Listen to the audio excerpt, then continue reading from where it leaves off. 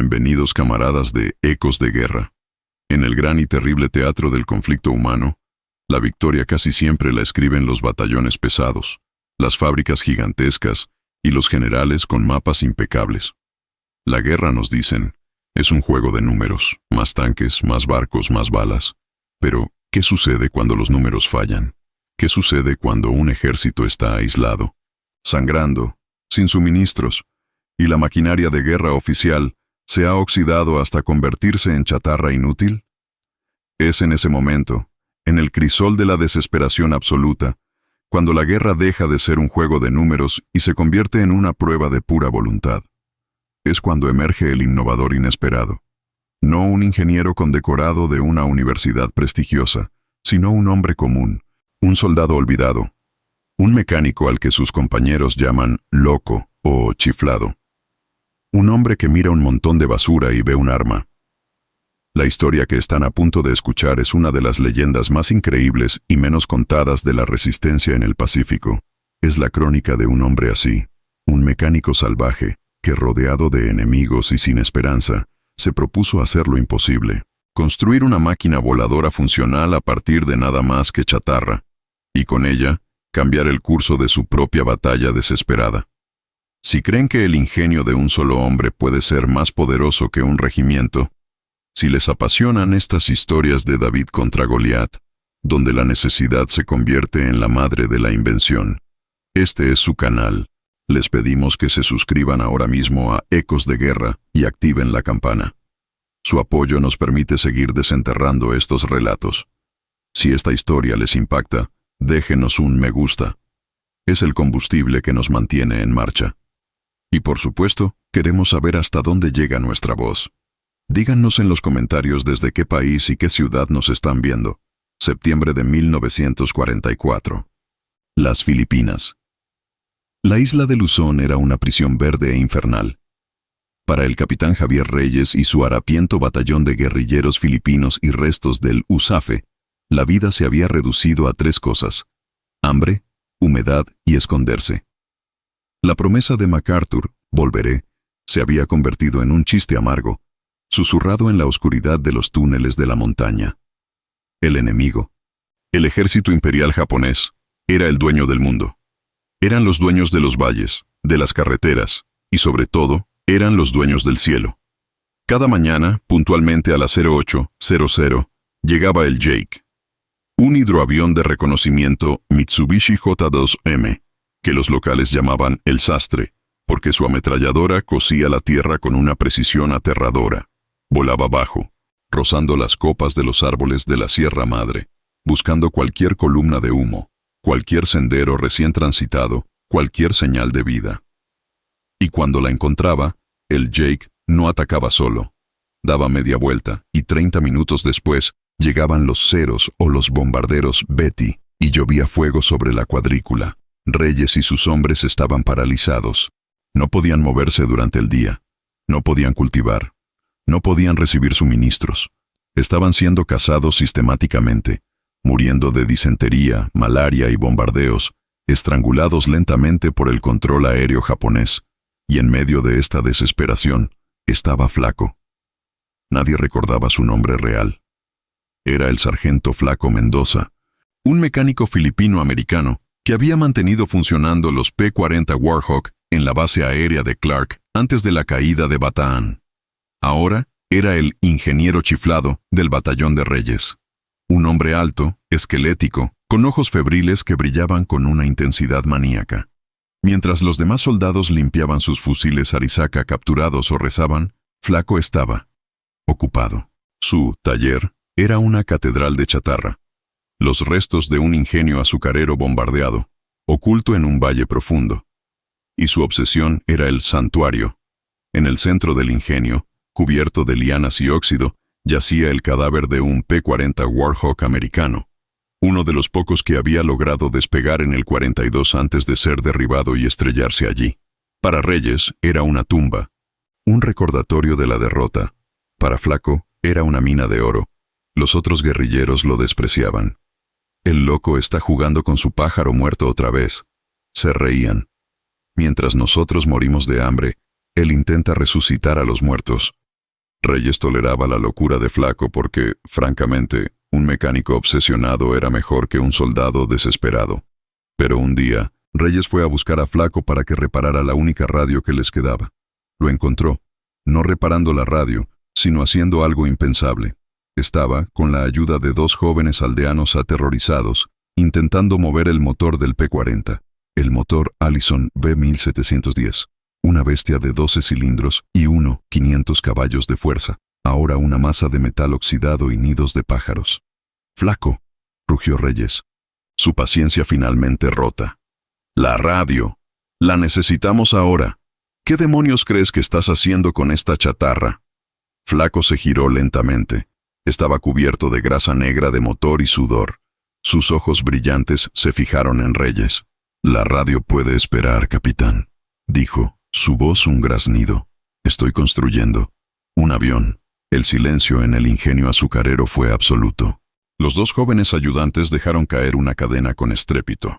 Reyes miró a Flaco, luego al motor destrozado, luego a la chatarra circundante. Tubos de caldera oxidados, láminas de zinc corrugado de los techos, las ruedas de un viejo tractor Fordson. «¿Un avión?», repitió Reyes con una calma peligrosa. «Flaco, la malaria te ha frito el cerebro». «¿Un avión? ¿De qué? ¿De bambú y esperanza?» «De esto», dijo Flaco, golpeando el bloque del motor Allison. «El cigüeñal está intacto. 6 de los 12 cilindros están rajados, pero los otros 6, creo que puedo sellarlos. Puedo convertir este UE-12 en un B6 funcional. Suficiente potencia». «¿Potencia para qué?», se burló Reyes. «¿Para hacer girar un ventilador?». «Potencia para volar», insistió Flaco, su voz subiendo con una pasión febril. «Mire, capitán, el aeródromo japonés en el valle de Tuguegarao, ahí es donde duerme el sastre, ahí es donde repostan los ceros, está a solo 50 kilómetros». Agarró un trozo de carbón y empezó a dibujar frenéticamente en el suelo de hormigón manchado de melaza. «No necesitamos un P-40, es demasiado complejo. Necesitamos algo simple, un fuselaje de tubos de caldera soldados. Alas de lona. Usaremos las velas de los botes de pesca, ruedas de tractor y el motor B6. Reyes lo miró. Miró el dibujo loco. Miró al hombre esquelético y obsesionado. Era la imagen de la locura. «Flaco», dijo Reyes, su voz dura como el acero. «Estás relevado de tus deberes. Estás oficialmente loco. Estás desperdiciando el tiempo de estos hombres, y lo que es peor, estás desperdiciando la esperanza. Quiero que te presentes al médico. Es una orden». Reyes se dio la vuelta, asqueado. Pero mientras se alejaba, Flaco gritó a su espalda, sus palabras resonando en el ingenio en ruinas. «Usted se esconde del sastre en el barro, capitán. Yo voy a matarlo en el cielo». Reyes no miró atrás. La humillación fue total. Flaco Mendoza, el ingeniero chiflado, el mecánico salvaje, fue oficialmente marginado. Pero esa noche, mientras el resto del campamento dormía, una luz solitaria parpadeó en el ingenio azucarero. El sonido de un martillo golpeando metal, suave, rítmico, comenzó a hacer eco en el valle. Flaco no había obedecido la orden. La construcción de la máquina voladora más imposible de la guerra acababa de comenzar. El capitán Reyes se marchó. Su desprecio era un muro de piedra entre él y el ingenio azucarero. Para los guerrilleros, el loco Flaco ya no era solo un excéntrico. Era un traidor. Era un fantasma que había elegido la compañía de la chatarra sobre la de los hombres moribundos. La orden de Reyes fue sutil pero absoluta. Mendoza estaba shunned, marginado. Ya no era parte de la unidad. Le dejaban una ración de arroz mohoso en una piedra fuera del granero cada 2 días, como quien deja comida para un perro sarnoso. Ya nadie le hablaba. Su locura era una enfermedad contagiosa, un insulto al sufrimiento colectivo. Mientras tanto, la situación en la Sierra Madre empeoraba. El sastre, el hidroavión de reconocimiento Jake, se volvió más agresivo. Ya no solo observaba, ahora lanzaba pequeñas bombas de fragmentación, como si jugara al gato y al ratón, hostigando cualquier movimiento, por pequeño que fuera. La disentería arrasó el campamento de Reyes. 2 hombres murieron, no por balas, sino por deshidratación. El hambre era un dolor sordo en el estómago de todos, y desde el valle, a lo lejos, llegaba el sonido del trabajo de Flaco. Un tang, tang, tang, metálico, rítmico, un martillo golpeando metal, día y noche. Para los guerrilleros enfermos y hambrientos, ese sonido era la banda sonora de la locura de Flaco. Un recordatorio constante de su inutilidad, de su negativa a compartir su destino. Deberíamos dispararle, murmuró un sargento llamado Datu. Usar el combustible de su soplete para cocinar. Pero Flaco no estaba jugando. Estaba librando una guerra diferente, una guerra contra la física, la entropía y la lógica misma. El granero se convirtió en su universo. Dormía en una hamaca hecha de cuerdas de cáñamo viejas, colgada junto al cadáver del P-40. Y trabajaba. Su primer enemigo era el motor, el Allison V1710. Una bestia de 500 caballos de fuerza y 12 cilindros, ahora una masa de óxido y nidos de rata. 6 cilindros estaban irremediablemente rajados por el impacto y la corrosión. El plan de un V6 era la única opción, pero ¿cómo sellar un bloque de motor V12 agrietado? Pasó una semana solo desmontándolo, usando cadenas de tractor y la fuerza bruta de sus 2 jóvenes ayudantes, Miguel y Pedro, 2 huérfanos del pueblo que veían en Flaco no a un loco, sino a un mago. Usó queroseno robado para limpiar décadas de grasa y nidos de insectos. Y luego, la cirugía. No tenía un taller de máquinas. No tenía soldadura de aluminio. Así que improvisó. Usó el soplete de acetileno, cuyo gas atesoraba más que el oro, para calentar las camisas de los cilindros dañados. Luego, usó una mezcla que había inventado. Plomo fundido, recuperado de las tuberías del ingenio azucarero, mezclado con cemento de hierro, Smooth On, que había guardado milagrosamente en su vieja caja de herramientas de Clark Field. Rellenó las grietas, martillando el plomo blando en las fisuras, sellando el bloque del motor no para que fuera perfecto, sino para que fuera hermético. No necesita durar 1000 horas, le susurraba a Miguel y Pedro, sus únicos confidentes. Solo necesita durar 10 minutos, 10 minutos de gloria. Luego, las válvulas, oxidadas, pegadas. Pasó días esmerilándolas a mano, usando una pasta abrasiva que hizo con ceniza de bambú y aceite de coco. Canibalizó el sistema de encendido. La magneto del P-40 estaba destruida. Así que robó.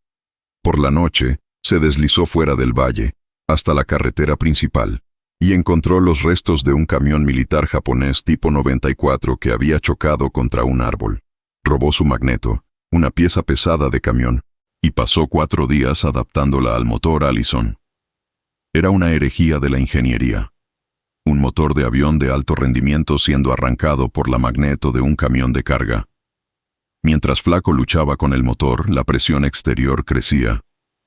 El sastre descubrió uno de los puestos de observación avanzados de Reyes.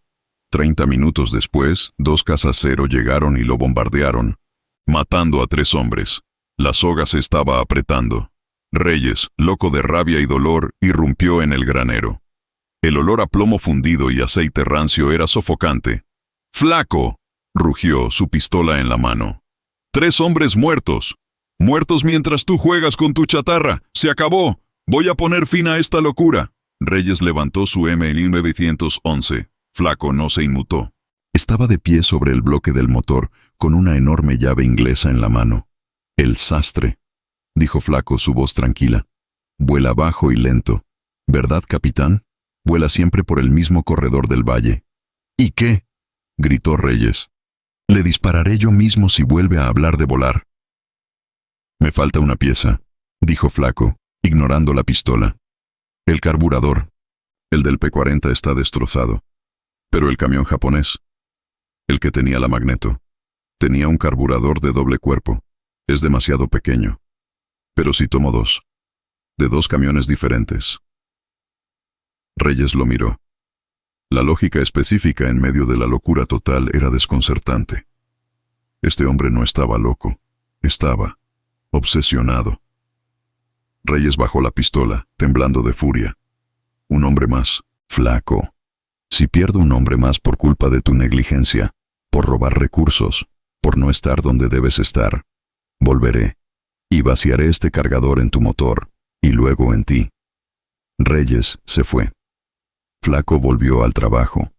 Consiguió su segundo carburador de camión japonés y comenzó a construir el fuselaje, el Banzai Booster, como había empezado a llamarlo en su cabeza. No tenía tubos de cromomolibdeno ligeros. Tenía los tubos de hierro de las calderas del ingenio azucarero, pesados, propensos a oxidarse, pero eran fuertes. Con la ayuda de su soplete y la vieja forja de herrería del granero, él y sus dos ayudantes empezaron a construir un armazón. Era angular, feo, más parecido a una caja que a un avión. Soldaban por la noche, las chispas azules iluminando el granero como una tormenta eléctrica interna, un sonido que mantenía despiertos a los guerrilleros, alimentando sus pesadillas. Luego, las alas. El P-40 original tenía alas de metal, imposible de replicar. Flaco usó su lógica de granjero, que era ligero, fuerte y flexible. Bambú. Cortaron los tallos de bambú más grandes y rectos de la jungla, los trataron al fuego para endurecerlos, y con ellos construyeron las nervaduras de las alas, un esqueleto gigantesco y orgánico. ¿Y la cubierta? Las velas. Reyes le había prohibido tocar los suministros de los partisanos, así que Flaco fue al pueblo costero abandonado, a 10 kilómetros, un viaje de 2 días a través de la jungla infestada de patrullas. Regresó con las velas podridas de los botes de pesca banca que yacían en la playa. Estaban llenas de agujeros, rígidas por la sal. Él y los niños pasaron una semana cosiendo, usando hilo de pescar y agujas hechas con hueso de animal. Y luego, el barniz. No tenían barniz aeronáutico, así que Flaco inventó uno.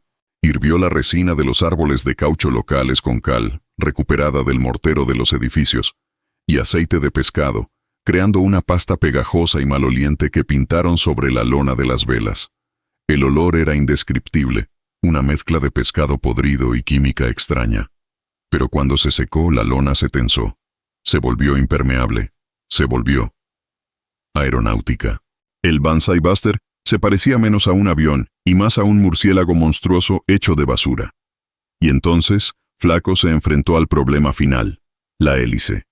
La del P-40 estaba destrozada, sus palas de duraluminio retorcidas como pretzels. No podía repararla, no podía forjar una nueva. Y entonces, recordó el ingenio azucarero, recordó el enorme ventilador de circulación de madera que solía mover el aire caliente para secar la caña. Las palas eran de madera noble, caoba filipina, pesadas pero fuertes.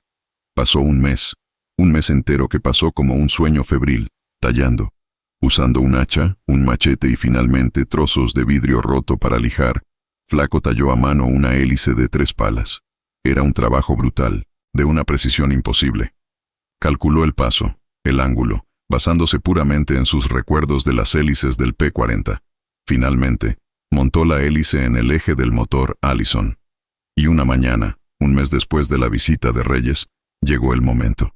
Reunió a sus 2 ayudantes. Hoy, dijo, sus ojos brillando con una luz casi sagrada, vamos a despertar al dragón. Había construido un sistema de arranque improvisado usando la batería de la radio robada y un motor de arranque de un jeep japonés capturado. Conectó los tanques de combustible, barriles de aceite de 50 galones. ¡Alejados!, gritó. Miguel y Pedro se escondieron detrás de una pila de sacos de azúcar endurecidos. Flaco conectó el cable. El motor de arranque gimió. Un sonido agudo de protesta. La enorme hélice de madera tallada a mano giró lentamente. Hump, hump. El motor Allison B6CV12 tosió. Clac, cachunk. Una nube de humo negro y aceitoso, lleno de óxido y nidos de rata quemados, salió disparada de los 6 tubos de escape improvisados, más tubería de la caldera. Cof, cof, bang. Un solo cilindro se encendió. La explosión hizo saltar al avión caja sobre sus ruedas de tractor. Bang, bang. Otros 2. Y entonces... ¡Brom! Los 6 cilindros funcionales cobraron vida. El motor Allison V6, el monstruo de chatarra, se despertó. No era el rugido suave de un Merlín. Era un estruendo gutural, desigual, furioso. Un sonido de metal roto cobrando vida por pura fuerza de voluntad. El granero entero vibró. El suelo temblaba. El ruido era tan fuerte que los pájaros salieron volando de los árboles a 1 kilómetro de distancia.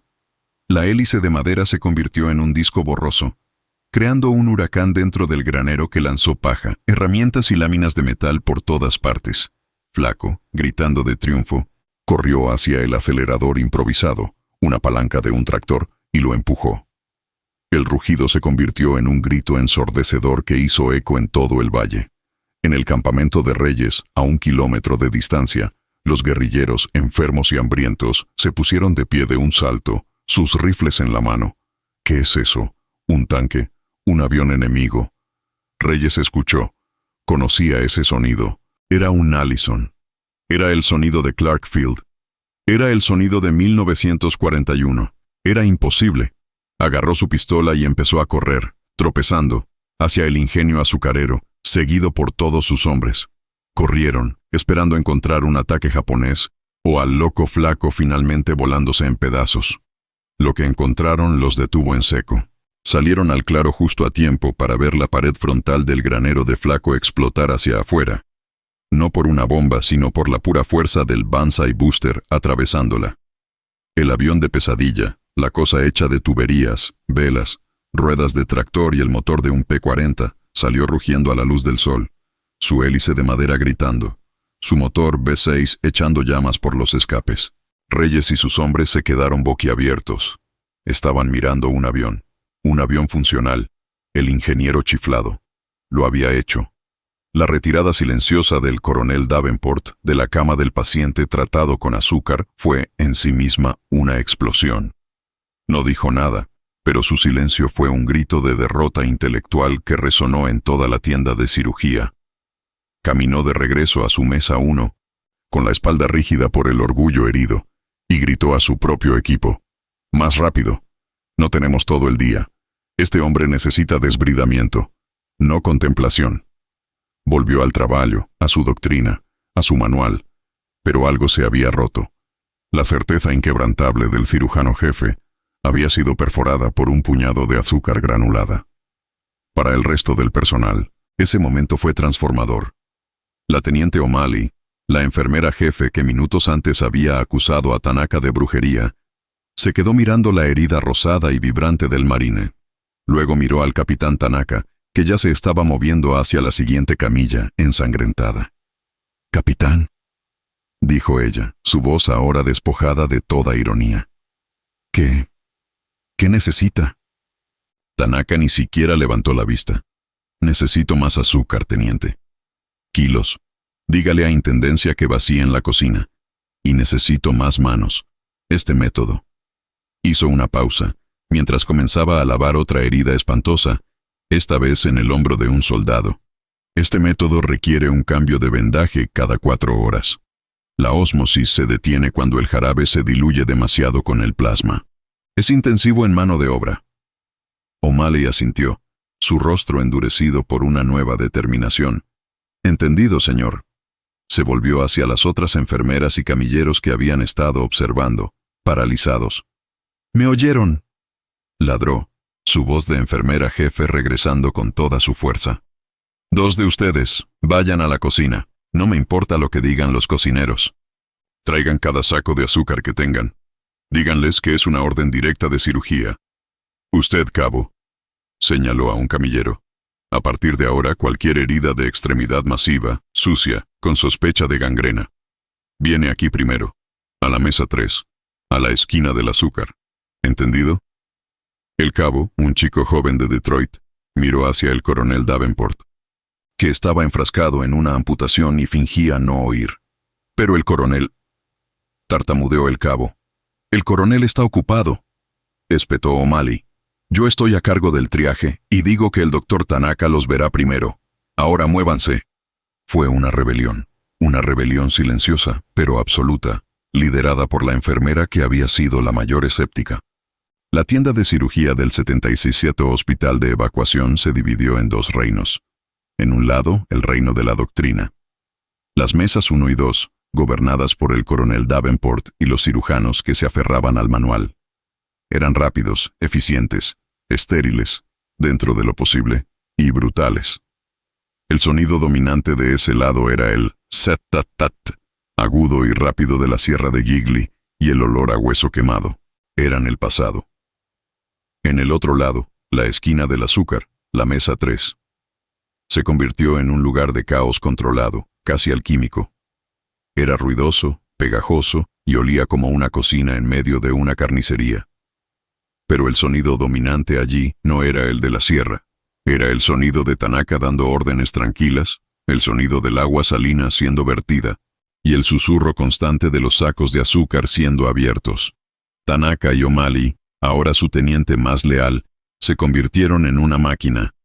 El sistema que desarrollaron fue agotador. «¡Laven!», gritaba Tanaka. «No pierdan tiempo en el debridamiento meticuloso que practica Davenport. Sabemos que es inútil. No se puede cortar la bacteria. Solo se puede cambiar el entorno. Laven el barro y la ropa». Luego venía el azúcar. «Empaquen, más, no tengan miedo de usarlo. Llenen cada bolsillo, cada túnel de la herida. Quiero que el azúcar toque cada célula». Y luego, el vendaje. Vendaje de presión ligero, y márquenlo. Cambio en 4 horas. Y así, mientras Davenport amputaba, Tanaka encurtía. Los pacientes tratados con azúcar eran trasladados a un área de recuperación separada, que la teniente O'Malley vigilaba como una leona. Y cada 4 horas, el ciclo se repetía. Se quitaban los vendajes empapados de sirope. La herida se lavaba rápidamente.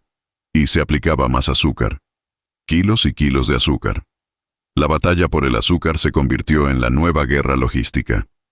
El cocinero jefe, un sargento mayor corpulento llamado Big Charlie, casi sufre un colapso cuando O'Malley y 2 camilleros armados vaciaron su despensa. «¡Es para el café de los pilotos!», rugió. «¡Es para las piernas de los marines!», le respondió O'Malley, arrojando un saco de 20 kilos al hombro de un camillero. «Hable con el coronel Davenport si tiene un problema». Pero Davenport, aunque furioso, no intervino. Estaba observando, esperando.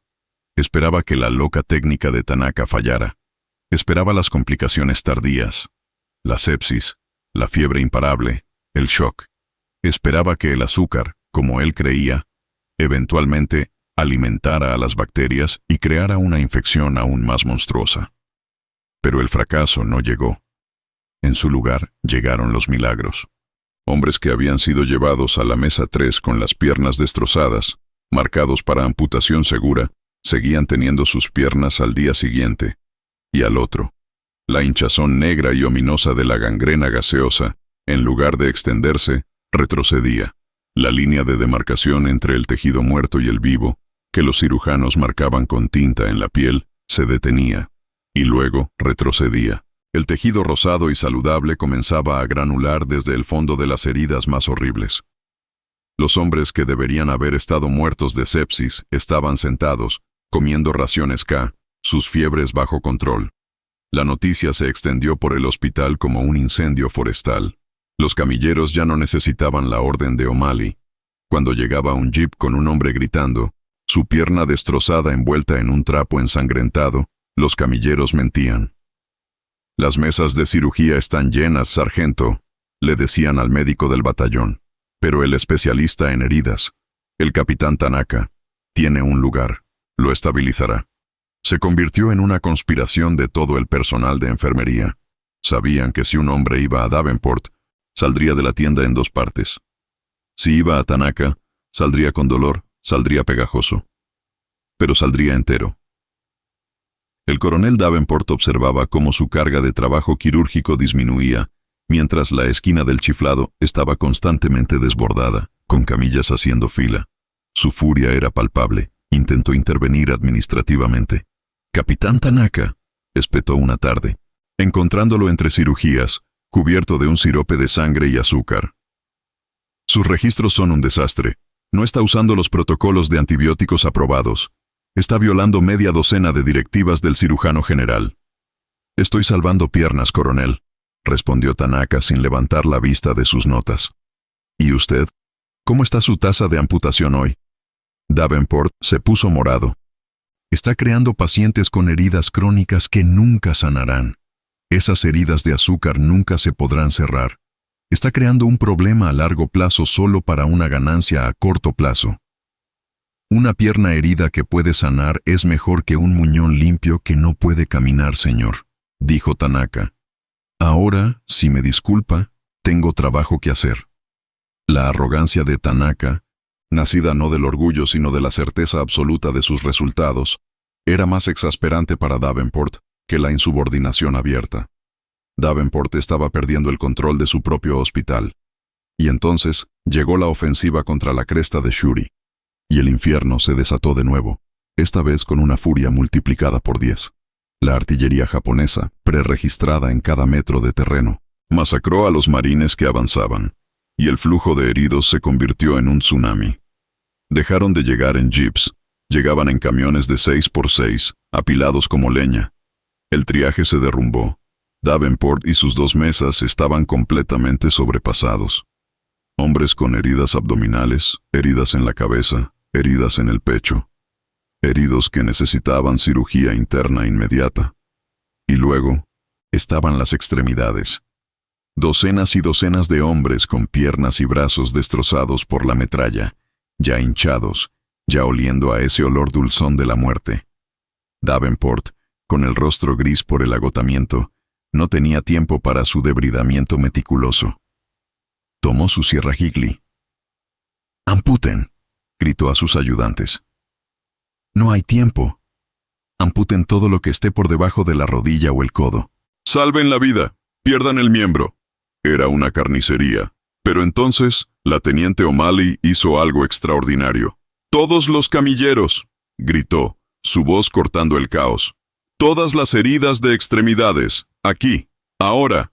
Hizo un gesto hacia el rincón de Tanaka y señaló a 4 enfermeros y 3 médicos residentes que estaban ociosos, esperando órdenes de Davenport. «Ustedes». «Con el capitán Tanaka. Él les dirá qué hacer».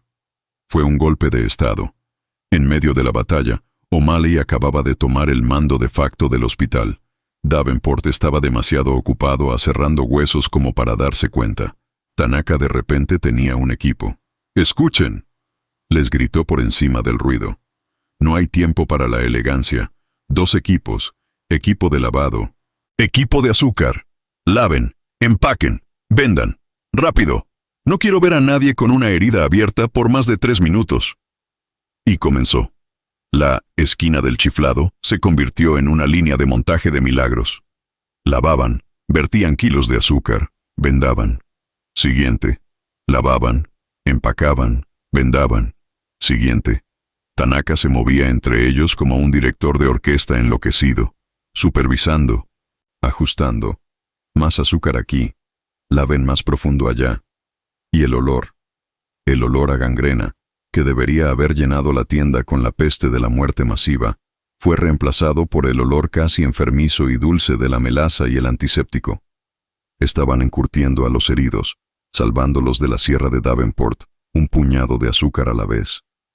El grito de Reinhardt, brazo a brazo, resonó en el sótano como el ladrido de un perro rabioso. La idea de una transfusión directa, de campo, era una herejía casi tan grande como la cirugía criogénica que acababa de realizar. El doctor Metz dio un paso adelante, su rostro lívido por una furia que trascendía la mera disciplina. «¡Está demente!», rugió. «Asesino, eso es lo que es, un asesino. Una transfusión directa.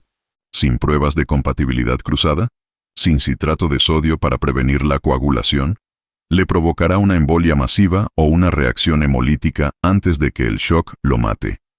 Está enumerando todas las formas de matar a un hombre que el manual prohíbe explícitamente». Reinhardt no tenía tiempo para la ira de Metz. El Feldwebel en la mesa estaba muriendo. Su respiración era un siseo superficial, sus labios de un azul pálido que anunciaba el fin. «No tenemos citrato, no tenemos tiempo para pruebas cruzadas», gritó Reinhardt, arrancando la placa de identificación del cuello del paciente. La examinó bajo la luz parpadeante de la lámpara de grasa. «Grupo A, su placa dice A». Se giró hacia el grupo de enfermeros y heridos leves que observaban la escena con horror. «Necesito un donante. Grupo A o Grupo O. Ahora. ¿Quién es?». Los hombres se miraron entre sí, aterrorizados. Dar su propia sangre, su preciosa y escasa sangre, a un hombre que ya estaba muerto. Era una sentencia de muerte para ambos. ¡Cobardes!, escupió Reinhardt. Él luchó por ustedes. ¿Nadie? Un joven Funker, operador de radio, un chico de 18 años llamado Emil que había entrado con una leve congelación en las manos, levantó una mano temblorosa. Yo soy O, señor, O negativo. Usted, ordenó Reinhardt. A la mesa. Acuéstese en la camilla de al lado. Reinhardt, no, lo prohíbo, gritó Metz, dando un paso adelante para intervenir físicamente. Reinhardt lo detuvo. No con fuerza, sino con una mirada. Una mirada tan fría, tan muerta y tan llena de una certeza absoluta que el cirujano general se detuvo en seco. General, dijo Reinhardt, su voz un susurro helado. Ya me ha amenazado con fusilarme. Si fallo puede hacerlo, pero si interviene ahora y este hombre muere, yo lo mataré a usted, aquí, con este mazo. Señaló el mazo quirúrgico ensangrentado que había usado en la pierna. No era una amenaza, era una promesa. Metz, por primera vez en su vida, retrocedió, derrotado por una voluntad más fría y desesperada que la suya. Reinhardt se convirtió en un demonio de eficiencia.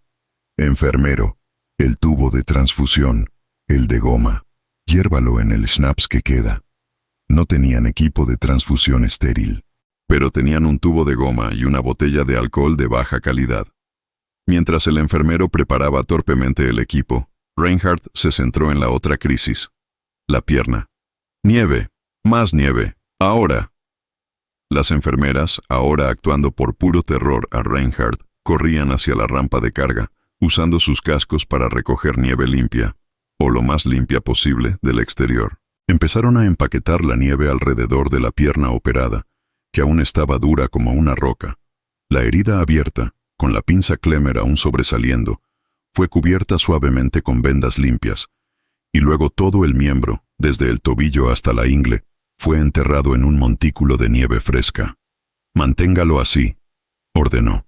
«No dejen que el aire del sótano la toque. Queremos que se descongele a la velocidad de un glaciar». El tubo estaba estéril. El joven Emil estaba en la camilla paralela, pálido, mirando al techo, recitando una oración. Reinhardt limpió el brazo de Emil y el brazo del Feldwebel con el mismo schnapps. Metió la aguja en la vena del joven operador de radio. La sangre oscura y saludable fluyó por el tubo de goma transparente. Luego, con una mano sorprendentemente firme, metió la otra aguja en el brazo del hombre moribundo. «Ahora», susurró. «Bombee». Le dijo al enfermero que apretara y soltara el brazo de Emil rítmicamente. Y todos observaron. Vieron la sangre del joven de 18 años fluir, centímetro a centímetro, por el tubo y desaparecer en la vena del hombre gris. Pasó 1 minuto, 2.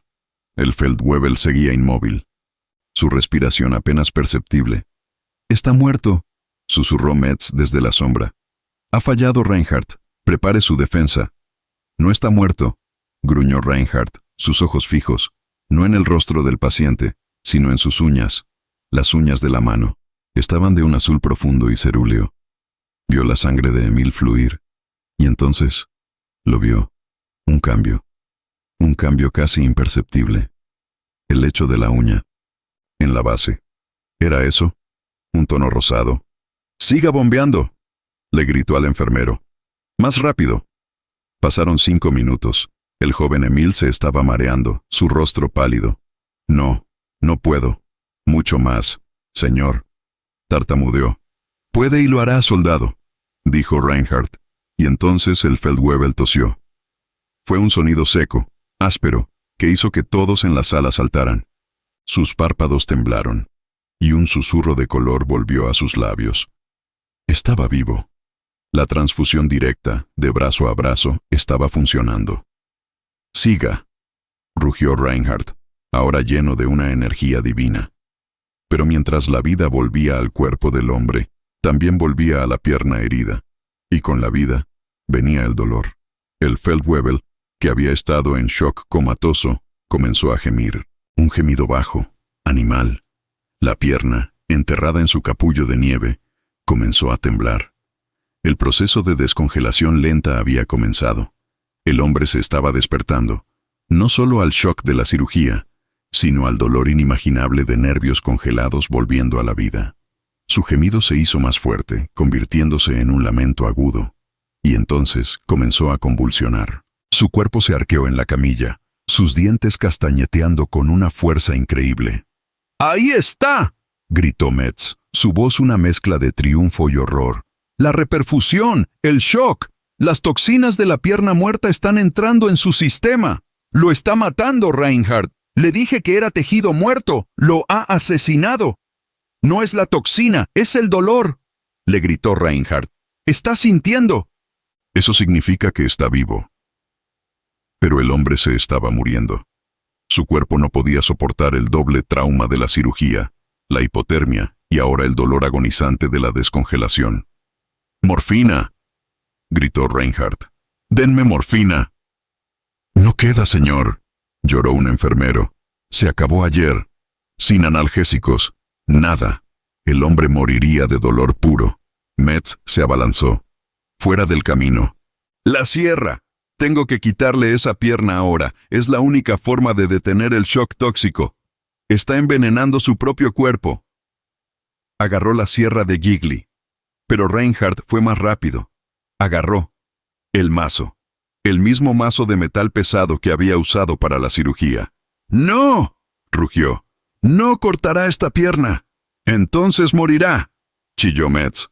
¿Qué va a hacer, doctor Milagro? ¿Golpearlo hasta matarlo? Reinhardt miró al hombre que se convulsionaba, miró el mazo en su mano, y pensó: dolor, shock, sistema nervioso sobrecargado, ¿cómo detenerlo? ¿Cómo apagar el dolor sin morfina? Y entonces hizo lo último impensable. Sosténgalo, le dijo a los enfermeros. Sostengan su cabeza. Reinhardt, no, gritó Metz al ver la mirada en sus ojos. Reinhardt ignoró al general. Se inclinó sobre el paciente, que ahora gritaba, sus ojos en blanco. Perdóname, soldado, susurró. Y con un movimiento rápido y preciso, giró el mazo y golpeó al Feldwebel en el punto de la mandíbula. Hubo un crujido sordo. El grito se detuvo. El cuerpo convulso del hombre se quedó flácido. Se había desmayado. Lo había noqueado. Lo había salvado del shock del dolor usando el único anestésico que le quedaba, la inconsciencia traumática. El sótano quedó en un silencio absoluto. El joven donante de sangre, Emil, se había desmayado por el miedo. Los enfermeros miraban a Reinhardt como si fuera un dios azteca, un salvador y un asesino, todo en uno. El doctor Metz simplemente dejó caer la sierra al suelo. El clan metálico resonó en la piedra. Dios, susurró Metz. Dios nos ayude a todos. El Feldwebel estaba vivo. Su respiración era profunda, rítmica. La transfusión seguía goteando. Y la pierna seguía enterrada en su tumba de nieve, descongelándose, grado por grado, mientras su dueño dormía un sueño forzado y brutal. La estrategia imposible había superado su primera crisis. Durante las siguientes 12 horas, Reinhardt no se movió. Cambió la nieve él mismo. Vigiló el pulso. Cuando el hombre comenzó a moverse, le dio más schnapps. Cuando el dolor pareció abrumarlo de nuevo. No lo volvió a golpear, pero estuvo listo para hacerlo. Y lentamente, milagrosamente, el paciente se estabilizó. Al amanecer del día siguiente, el Feldwebel estaba despierto. Débil, con un dolor atroz, pero vivo. Y cuando Reinhardt finalmente quitó la última capa de nieve y vendajes para examinar la pierna ahora descongelada, lo que vio lo hizo llorar. La pierna estaba grotesca, sí, hinchada, magullada con colores púrpura y amarillo. La herida era un desastre feo, pero estaba rosada. Estaba sangrando ligeramente en los bordes. Estaba viva. Había salvado la pierna. Justo en ese momento, un nuevo convoy de ambulancias llegó, trayendo otra carga de hombres congelados. El doctor Metz se acercó a la camilla de Reinhardt. Miró al Feldwebel despierto. Miró la pierna viva, aunque hinchada. Luego miró a los nuevos pacientes que entraban, sus pies ya negros como el carbón. Se volvió hacia Reinhardt, su rostro de prusiano quebrado por el agotamiento y algo nuevo. La humildad. Doctor Reinhardt, dijo Metz, su voz apenas un susurro. Enséñeme. Enséñeme su locura. Tenemos más.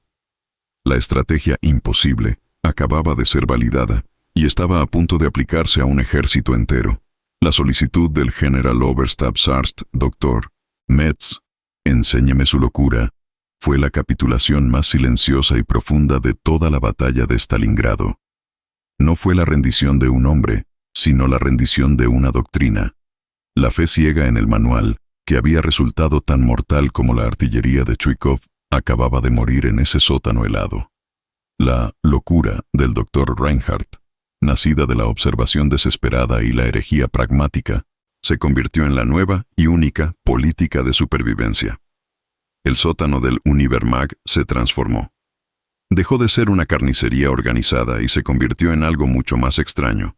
Un taller criogénico, una fábrica de milagros desesperados. Bajo las órdenes ahora colaborativas de Metz y la dirección frenética de Reinhardt, el procedimiento se estandarizó. La estrategia Reinhardt, como la llamaban en susurros los enfermeros, era una pesadilla logística, pero funcionaba. Los heridos con congelación severa ya no eran llevados al calor relativo del sótano principal. Reinhardt estableció una nueva área de preparación en la rampa de carga, expuesta al viento siberiano, donde la temperatura se mantenía a un nivel constante de 20 °C a 30 °C. Lo llamaron el conservatorio. Allí, Reinhardt y un equipo de cirujanos ahora convertidos, incluido un Metz silencioso y observador que aprendía con una humildad aterradora, realizaban las cirugías de hielo. Armados con cinceles afilados, mazos y sierras de hueso, trabajaban como escultores de carne congelada, extrayendo metralla, limpiando heridas, e incluso, en una innovación posterior de Reinhardt, fijando fracturas complejas con alambres y tornillos improvisados extraídos de los muebles destrozados, todo ello en miembros que no sangraban y en pacientes que no sentían dolor, solo la vibración brutal. Mientras tanto, un segundo equipo preparaba a los donantes de sangre. La transfusión directa brazo a brazo de Reinhardt se convirtió en el estándar. Los soldados heridos leves, los operadores de radio, incluso los cocineros, eran agrupados por tipo sanguíneo, sus nombres escritos en una pizarra manchada de hollín. Eran llamados a tumbarse junto a los pacientes postoperatorios, dando su sangre, su vitalidad, en un flujo constante y directo, un acto de comunismo médico nacido de la necesidad absoluta. Luego venía la fase más crítica, la sala de descongelación. Otra área del sótano fue designada, donde la temperatura se mantenía meticulosamente justo por encima del punto de congelación, alrededor de 0,1 o Pinederitz. Los pacientes operados, con sus miembros aún congelados pero reparados, eran llevados allí y enterrados, no solo en nieve, sino en una mezcla de nieve y vendajes de algodón. Es como descongelar un pavo para Navidad, explicó Reinhardt a un Metz horrorizado.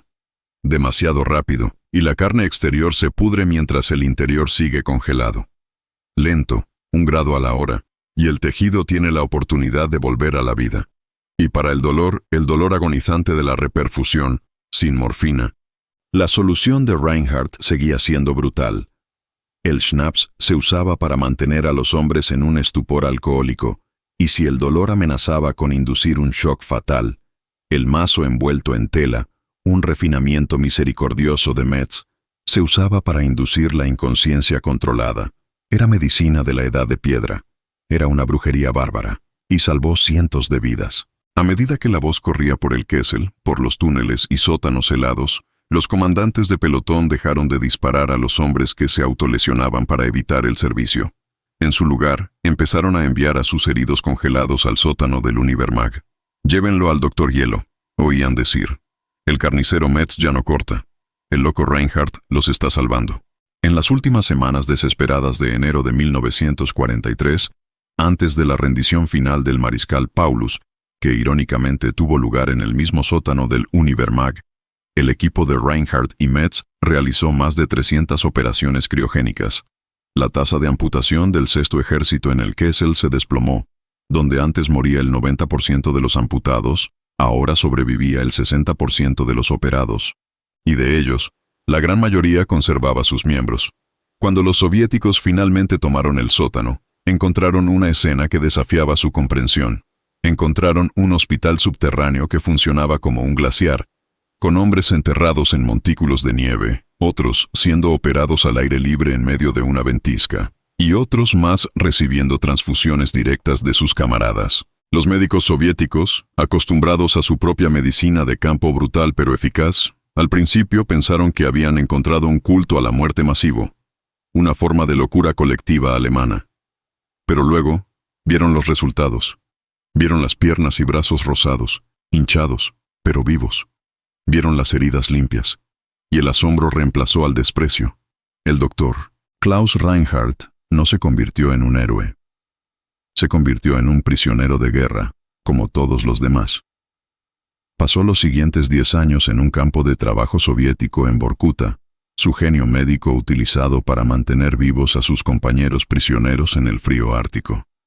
El doctor Metz murió de tifus en el mismo campo, 2 años después, pero según las leyendas del campo, murió como discípulo de Reinhardt, aplicando hasta el final las técnicas de medicina fría para salvar a otros. La imposible estrategia de Reinhardt nunca fue publicada en The Lancet. No le valió un premio Nobel. Fue un secreto sucio, nacido del infierno de Stalingrado, una nota a pie de página olvidada en la historia de la medicina militar.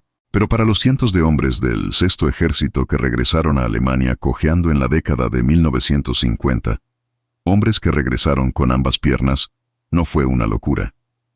Fue un milagro. Fue la prueba de que, cuando la doctrina falla y la muerte parece segura, la única estrategia que queda es la imposible. Y ese médico loco, ese cirujano hereje que usó el invierno como un bisturí y un mazo como anestesia, no solo salvó a unos pocos hombres, salvó los restos de un ejército entero del colapso total.